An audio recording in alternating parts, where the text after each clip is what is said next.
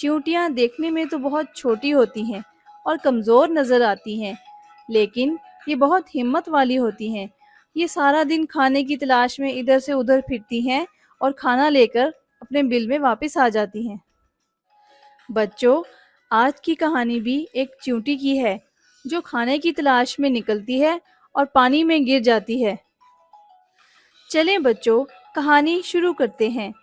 ایک دفعہ کا ذکر ہے، ایک دریا کے کنارے ایک درخت تھا جس پر ایک فاختہ رہا کرتی تھی۔ اسی درخت کی جڑ میں چیونٹیوں نے بھی اپنا گھر بنا رکھا تھا۔ ایک دن چیونٹیاں کھانے کی تلاش میں نکلیں۔ درخت کی شاخ سے گزرتے ہوئے اچانک سے ایک چیونٹی کا پاؤں پھسل گیا اور وہ دریا میں جا گری۔ فاختہ درخت پہ بیٹھی یہ منظر دیکھ رہی تھی۔ چیونٹی کو مصیبت میں دیکھ کر اس سے رہا نہ گیا۔ وہ سوچنے لگی کہ چیونٹی کو اس مشکل سے کیسے نکالے۔ اچانک اسے خیال آیا اور اس نے درخت کی ٹہنی سے ایک پتا توڑا اور اڑتی ہوئی چیونٹی کے پاس پہنچی اور پتا چیونٹی کے پاس رکھ دیا۔